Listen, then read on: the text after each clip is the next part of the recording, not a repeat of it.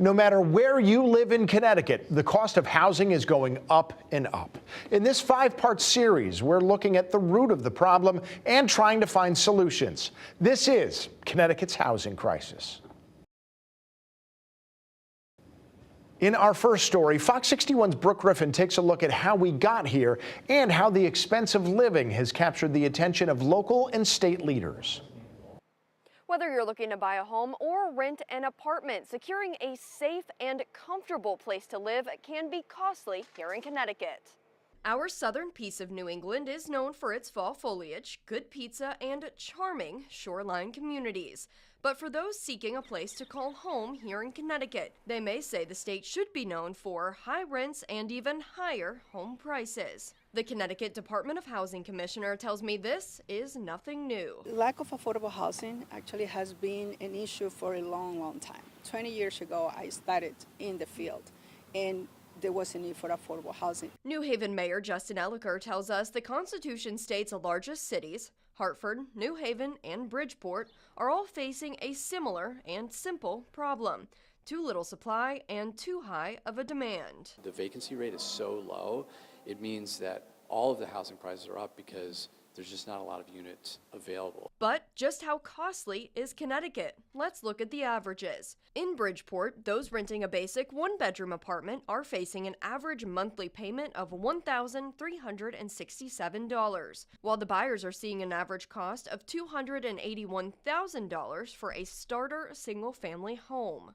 Now hopping over to New Haven, the same sort of apartment goes for $2,051 per month on average, and home buyers are seeing median cost of $259,000. And heading north to Hartford, average rents are at $1,400 per month, and home buyers are looking at $145,000 as their average home price. Compared to the national average, Connecticut renters are paying around $150 more per month for an apartment in these 3 cities and across the state. The commissioner says the above-average rents are an issue Governor Ned Lamont's administration is taking on. We started 4 years ago. We finished in the first term 6,800 units, $500 million in federal and state resources. That brought in about $3 billion in development activities which help the economic engine of Connecticut. She says the goal is not only to increase the number of homes and apartments available, but increase the percentage of them that are affordable. And this is not an overnight process. Well, we have a lot of work in front of us. We have done a lot, but we need to do more. And for those of you falling into the home buying side of things, you could pay up to $150,000 less for a home in some cases in those 3 cities. Now, if that sounds like something that you're currently looking into, tune in tomorrow night. I'm taking a look at the state of real estate and what challenges home buyers are facing here in Connecticut today. In Hartford, Brooke Griffin, Fox 61, Connecticut's news station. Now, the question is to buy or not to buy. Owning a home is part of the American dream, after all. However, here in Connecticut, that's easier said than done. Fox 61's Brooke Griffin has more on that. Owning your own home is usually seen as a sign of success, many even once deeming it a pinnacle of the American dream. But some people are now asking if they'll ever be able to afford a home, especially in a state with so few homes even available. Paul Misha and Megan Kelly were living in Boston in March of 2020 when the COVID-19 pandemic began. This is when they moved to Connecticut to stay with Megan's parents for a few weeks.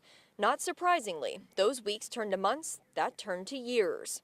The couple eventually started looking for their own home here in the Constitution state, never imagining how long the process would actually take. We've put in offers on 5 or 6, I think. Yeah.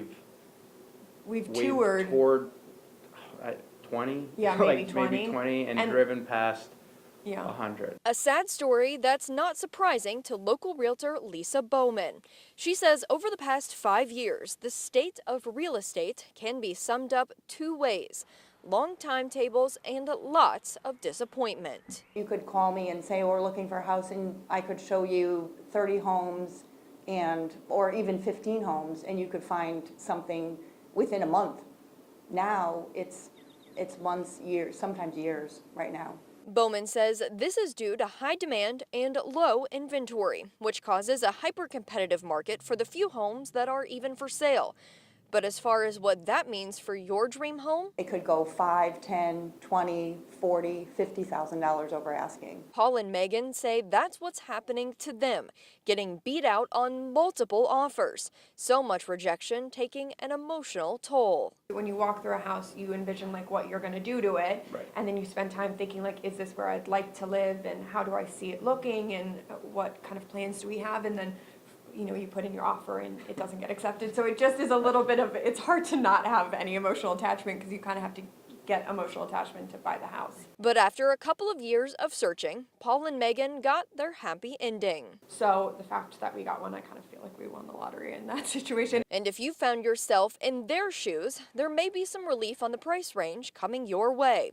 Experts say a market cool down is coming. It's been sort of a roller coaster for the past, let's just say, year, almost a little bit over a year.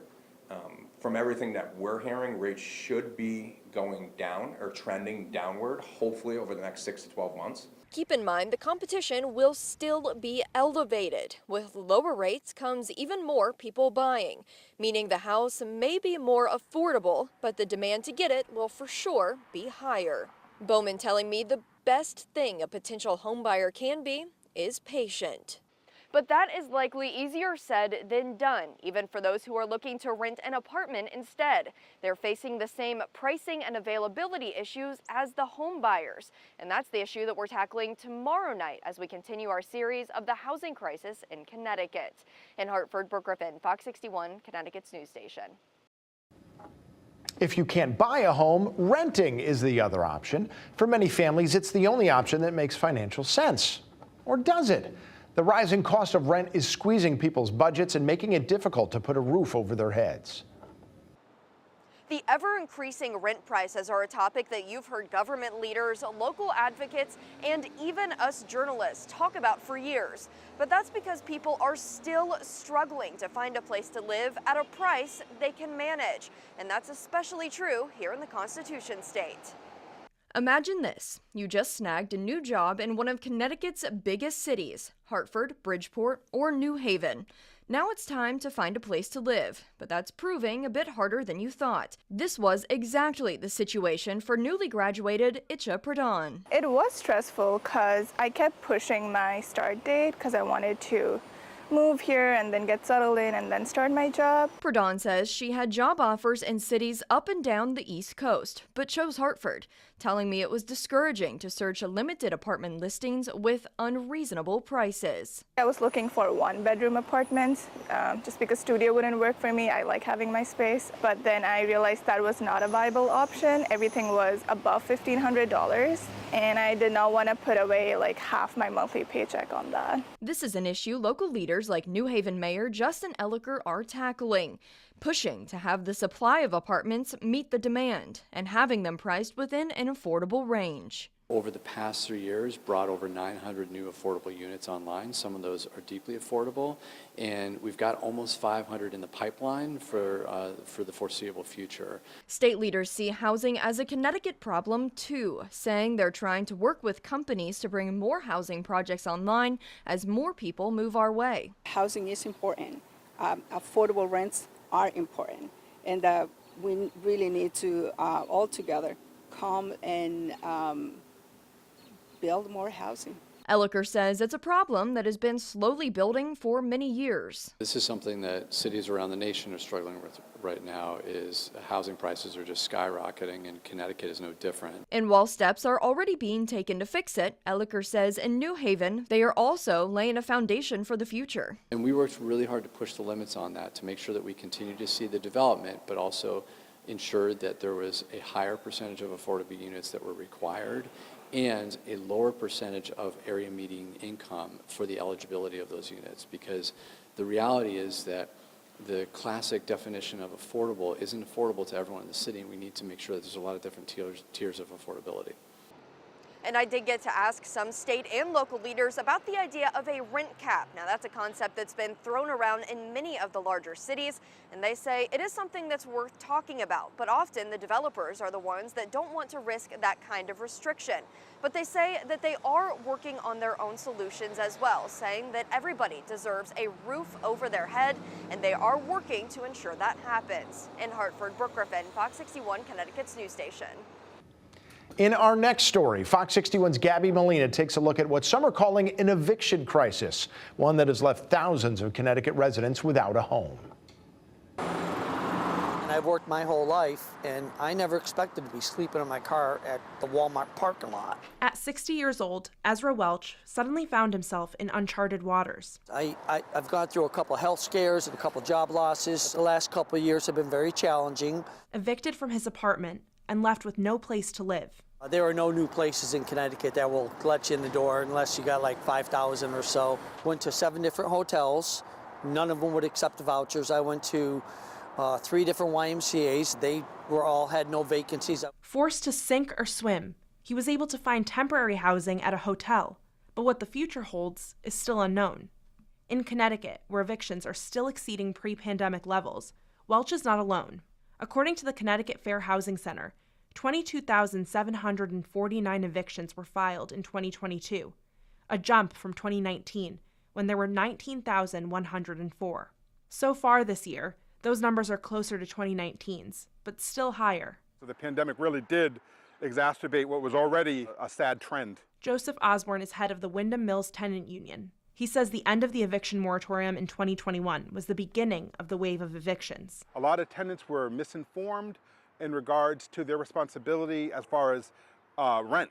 People thought because there was a moratorium that they didn't owe rent.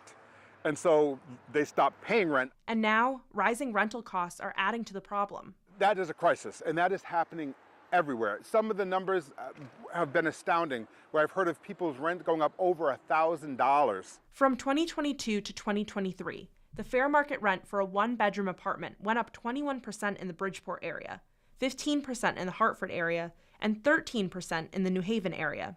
Landlords argued that's because of rising costs everywhere else, from electricity to insurance. Most landlords are going to try and help people to a degree, but they can only wait so long. They have expenses that keep piling up too. John Souza is president of the Connecticut Coalition of Property Owners.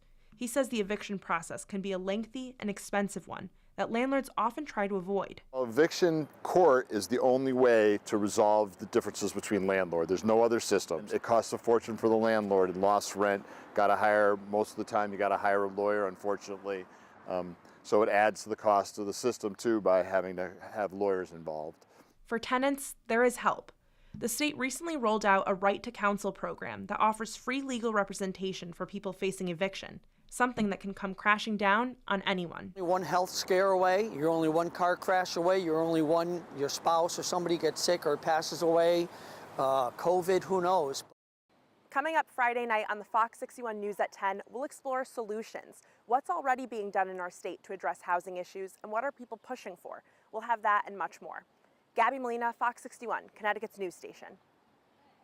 We've discussed Connecticut's housing problems, but what are the solutions?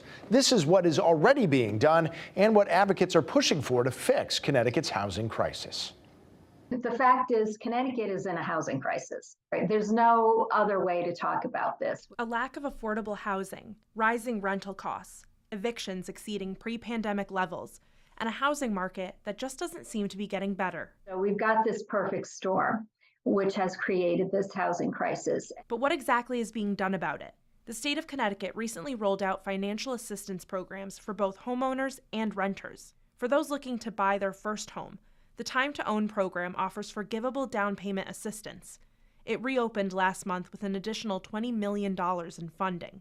For those struggling to pay their mortgage, there's also help. Things like the Emergency Mortgage Assistance Program, which can offer a low-interest loan for arrearage that's built up as a result of economic hardship. Renters in need of assistance can apply for the Eviction Prevention Fund created this year, in which they could qualify for up to $15,000 to cover rent they owe. And in an effort to keep costs under control, The state recently expanded the number of towns and cities that must create fair rent commissions, which can determine if a landlord is charging an excessive amount. We want it to be so that everybody can afford it, but there's got to be more of it, and that's really the crux of the problem in Connecticut. Connecticut has a shortage of about 86,000 affordable housing units. The best way to address it depends on who you ask. And we really can't build our way out of the housing crisis by staying with single-family housing further out from cities. For Desegregate CT, the answer lies in changes to local land use policies to allow for more housing. As we're building more homes, more types of homes, we really have to be smart about where we do that, and we think it's really smart to do it in places that already have infrastructure like public transportation. Groups who oppose changes to local zoning, like CT 169 Strong, argue that instead, the focus should be on reforming the state's housing voucher system, saying restrictions on where they can be used create obstacles. We want to stay away from just market, high density, market value rental development. Build and lease, build market value and lease them is not going to really create opportunity. And so we're hoping that it'll be a much better opportunity if we're able to get more funding that is spread a little bit further out to other communities, not just to the largest cities. In a state that's seen a 39% increase in homelessness since pre-pandemic times, perhaps the answer would require thinking outside of the box. In New York City, for example, there's a plan to convert empty office buildings into housing. Advocates say it's been done in Connecticut before. This has been something that's been happening all along, but I think we'll see more of it. In Nashville, shipping containers have been turned into apartments that are priced 20 to 25% below typical rents. An open mind could go a long way. Being very open as a state and as municipalities about the kinds of housing that people need in 2023 and will need in the future. Because many say the status quo isn't cutting it. Gabby Molina, Fox 61, Connecticut's news station.